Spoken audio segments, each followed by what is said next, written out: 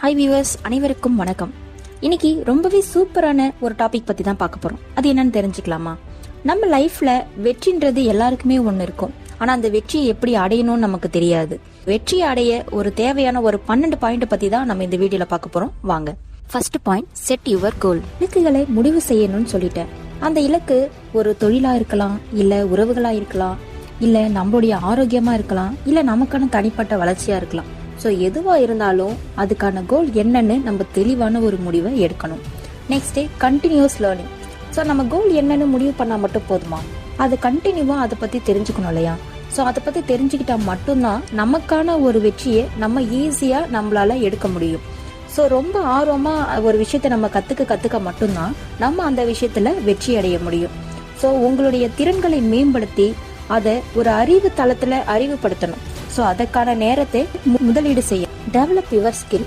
உங்களுடைய இலக்கு தொடர்புடைய திறன்கள் என்னன்னு தெரிஞ்சுக்கிட்டு அவற்றை வளர்த்து கொள்ள வேண்டும். இது அப்படி வளர்த்தால் மட்டுமே நமக்கான இலக்கை அடைய ஒரு ஈஸியான ஒரு வழிகாட்டுதலை பெற முடியும்.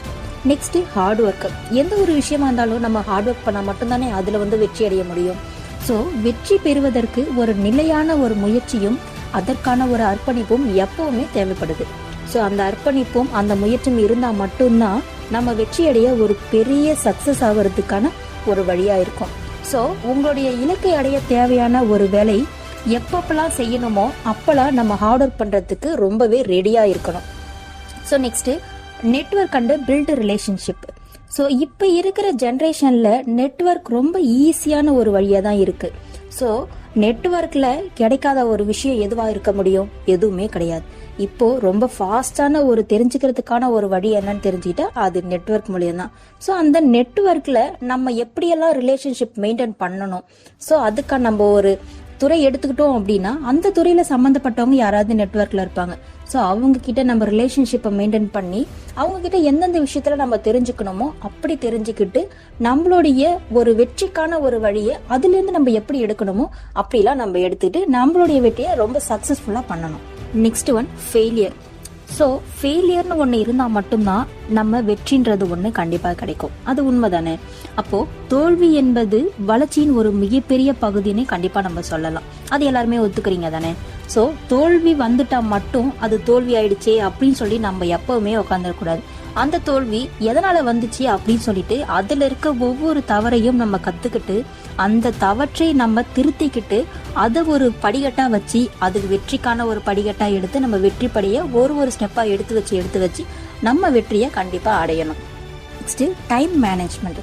ஸோ நம்ம வேலைன்னு பார்த்தாலும் சரி, இல்லை நமக்கான ஒரு ஒர்க் எதுவாக இருந்தாலுமே சரி, டைம்ன்றது ஒன்று நம்ம கண்டிப்பாக மெயின்டைன் பண்ணியே தான் ஆகணும். டைம் இல்லாமல் நம்மளால எதுவுமே பண்ண முடியாது. அந்த டைமு, ஸோ எந்த டைம் வேணாலும் நான் என்ன வேணாலும் பண்ணுவேன் அப்படின்னா நமக்கான வெற்றியை எப்பயுமே நம்ம அடைய முடியாது. ஸோ டைமுன்னு ஒன்று மெயின்டைன் பண்ணால் மட்டும்தான் நமக்கான வழி என்னன்னு நம்மளால கரெக்டாக கண்டுபிடிக்க முடியும்.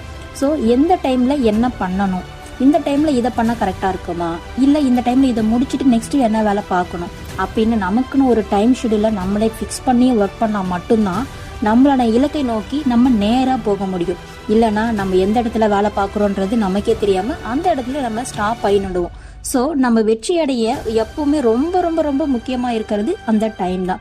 ஸோ அந்த டைமை நம்ம கரெக்டாக நம்ம கீப் அப் பண்ணால் மட்டும்தான் நம்மளோட வெற்றியை கண்டிப்பாக நம்ம அடைய முடியும். ஸோ நம்ம வெற்றி அடைய டைம் மேனேஜ்மெண்ட்ன்றது ரொம்பவே முக்கியமான ஒன்றுன்னு நம்ம எடுத்துக்கணும். ஸோ நெக்ஸ்ட், ஸ்டே ரீசைலன்ட் சொல்லுவாங்க. ஸோ வெற்றிக்கான பாதை எப்பவுமே ரொம்ப சவாலானதாக இருக்கும். ஈஸியாக வந்துச்சுன்னா அது வெற்றி நமக்கு இருக்க முடியுமா? ஸோ ஈஸியாக கிடைக்கிறது வெற்றினே சொல்ல முடியாது. ஸோ நம்ம எந்த அளவுக்கு கஷ்டப்பட்டு எந்த அளவுக்கு ஹார்ட் ஒர்க் பண்ணி டைம் ஸ்பெண்ட் பண்ணி ஒரு விஷயத்த நம்ம எடுக்கிறோமோ அதுதான் வெற்றினே சொல்லலாம். ஸோ அந்த வெற்றி எப்பவுமே நமக்கு ரொம்பவே சவாலானதாக தான் இருக்கும். ஸோ தோல்விகளில் இருந்து மீள்வதற்கும் முன்னோக்கி செல்வதற்கும் ஒரு உறுதுணையாக இருக்கிறதுன்னு பார்த்தோன்னா இந்த வெற்றி தான். அடுத்தது பார்த்தீங்கன்னா, ஸ்டே பாசிட்டிவ்.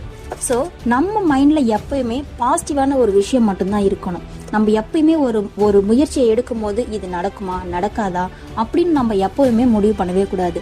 நம்ம ஒரு முடிவு எடுத்துட்டோம் அப்படின்னா எந்த ஒரு பிரச்சனை வந்தாலும் இதை நான் பண்ணுவேன், என்னால் பண்ண முடியும் அப்படின்னு எப்பயுமே ஒரு பாசிட்டிவான ஒரு மைண்ட் மட்டும்தான் இருக்கணும். ஸோ எப்பவுமே நேர்மறையான ஒரு மனநிலையை நம்ம எப்பயுமே வளர்த்துக்கணும். உங்களுடைய பலத்தில் எப்பவுமே கவனம் இருக்கணும். ஸோ நம்ம மேலே நம்ம ஒரு நம்பிக்கை இருந்தால் மட்டும்தான் எந்த அளவுக்கு பிரச்சனை வந்தாலும், எந்த அளவுக்கு தடைவுகள் வந்தாலும் அதை எடுத்து போட்டுட்டு நம்மளுக்கான வெற்றியை நம்ம தாண்டி ஓடி வெற்றியை எடுக்க முடியும். So next, take care of yourself. So எந்த வேலை பார்த்தாலும் நமக்கான ஒரு வேலை என்னன்னு தெரிஞ்சுக்கிட்டா மட்டும்தான் நம்ம இந்த ஒரு வெற்றியை எடுக்க முடியும். ஸோ நம்மளுக்கு மேலே நம்ம ஒரு கேர் எப்பவுமே இருந்துக்கிட்டே இருக்கணும். அது நம்மளுடைய உடலாக இருந்தாலும் சரி, நம்மளுடைய மனநிலையாக இருந்தாலும் சரி, அதை எப்பவுமே கரெக்டாக நம்ம வச்சுக்கணும். ஸோ வெற்றிக்கு ஒரு முக்கியமான பங்கு என்னன்னு பார்த்தோன்னா நம்மளுடைய உடலும் நம்மளுடைய மனநலமும் தான்.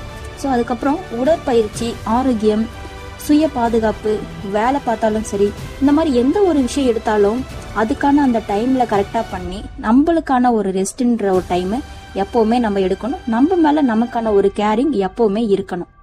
So next, seek guidance. So கைடன்ஸ்னால் என்ன? நமக்குன்னு ஒரு டீச்சர் எப்போவுமே இருப்பாங்க. நம்ம ஸ்கூல் படிக்கும் போதும் சரி, இல்லை காலேஜ் படிக்கும் போதும் சரி, இல்லை நம்ம எப்போ எந்த வேலை பார்த்தாலுமே சரி, நமக்குன்னு ஒருத்தவங்க எப்பயுமே ஒரு முன்மாதிரியாக இருப்பாங்க. ஸோ நமக்கான ரோல் மாடல்ன்றவங்க எப்பயுமே யாராவது ஒருத்தவங்க இருந்தால் மட்டும்தான் நம்மளுக்கான ஒரு வெற்றியை எப்பயுமே அடைய முடியும். நான் அவங்கள மாதிரி இருக்கணும், இவங்கள மாதிரி இருக்கணும் அப்படின்னு நான் சொல்ல விரும்பலை. அவங்க அப்படி இருக்காங்க, அப்போ என்னாலையும் இப்படிலாம் பண்ண முடியும் அப்படின்னு அவங்க கிட்டேருந்து ஒரு சில விஷயத்த நம்ம கற்றுப்போம். ஸோ அந்த மாதிரி ஒரு விஷயத்த கற்றுக்கிறது தான் ரோல் மாடல் அப்படின்னு சொல்லுவாங்க. ஸோ எப்பவுமே நமக்கு ரோல் மாடலாக ஒருத்தவங்க இருந்துட்டு தான் இருப்பாங்க. அவங்க கிட்டேருந்து எந்த ஒரு அட்வைஸாக இருந்தாலும் சரி, இல்லை எதுவாக இருந்தாலுமே சரி, அவங்க கிட்ட கேட்கறதுக்கு நம்ம தயங்கவே கூடாது. ஏன்னா அவங்க கிட்டேருந்து நம்ம கற்றுக்கிறதுக்கு நிறைய விஷயங்கள் இருக்கும். ஸோ நம்ம தயங்கி இருந்துட்டோம் அப்படின்னா நமக்கான வெற்றி நமக்கு கிடையாது.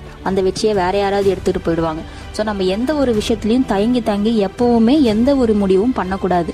நமக்கு ஒரு விஷயம் தெரியுதா, இல்லை தெரியலையா, நம்ம போய் யார்கிட்ட கேட்டால் கரெக்டாக இருக்கும், இவங்கள்ட்ட கேட்டால் எதாவது நினைப்பாங்களா, அவங்க கிட்ட கேட்டால் எதாவது நினைப்பாங்களா அப்படின்னு நம்ம எப்பயுமே எந்த இடத்துலையும் ஸ்டக் ஆகி நிற்கவே கூடாது. யார்கிட்ட தெரியுதோ அவங்கள்ட்ட போய் கேட்டு தெரிஞ்சுக்கணும். இல்லைனா நமக்கு இவங்க சொன்னால் கரெக்டாக இருக்கும் அப்படின்னு எந்த ஒரு பர்சன் இருக்காங்களோ அவங்க கிட்ட கேட்டு நம்ம தெரிஞ்சுக்கணும். ஸோ அப்படி தெரிஞ்சுக்கிட்டா மட்டும்தான் நமக்கான வெற்றியை நம்ம அடைய முடியும். ஸோ நெக்ஸ்ட் ஒன் என்னன்னு பார்த்தீங்கன்னா அடாப்டபிலிட்டி. ஸோ காலங்கள் மாறிக்கிட்டே இருக்கும். ஸோ ஒவ்வொரு காலம் மாற ஒரு புதிய ஒரு சூழ்நிலை எப்பயுமே உருவாகிட்டே இருக்கும். ஸோ இந்த ஒரு ஜென்ரேஷன்றது எப்பயுமே மாறிக்கிட்டே தானே இருக்கு. ஆனால் நம்ம மாறாமல் அப்படியே இருந்துட்டோம்னா எதுவுமே பண்ண முடியாது. ஸோ ஜென்ரேஷனுக்கு ஏற்ற மாதிரி நம்ம மாறிக்கிட்டே இருக்கணும். அந்தந்த சூழ்நிலைக்கு ஏற்ப நம்ம மாற்றிக்கிட்டா மட்டும்தான் நம்மளால ஸ்டாண்டர்டாக ஒரு இடத்துல இருக்க முடியும், ஸ்டாண்டர்டான ஒரு வெற்றியவும் அடைய முடியும். ஸோ இது எல்லாத்தையுமே நம்ம ஃபாலோ பண்ணால் மட்டும்தான் வெற்றின்ற ஒன்று எப்பயுமே நம்ம கையில் நிற்கும். ஸோ இந்த ஒரு 12 பாயிண்ட் நீங்கள் கரெக்டாக ஃபாலோ பண்ணாலே நீங்கள் எந்த இலக்கை அடைய நினைக்கிறீங்களோ அதை கண்டிப்பாக அடைவீங்க. ஓகேவா? இந்த பாயிண்ட் உங்களுக்கு பிடிச்சிருக்கு, இல்லை நான் சொன்ன விஷயம் உங்களுக்கு பிடிச்சிருக்கு அப்படின்னா நம்ம சேனலை சப்ஸ்கிரைப் பண்ணுங்கள், லைக் பண்ணுங்கள், ஷேர் பண்ணுங்கள்.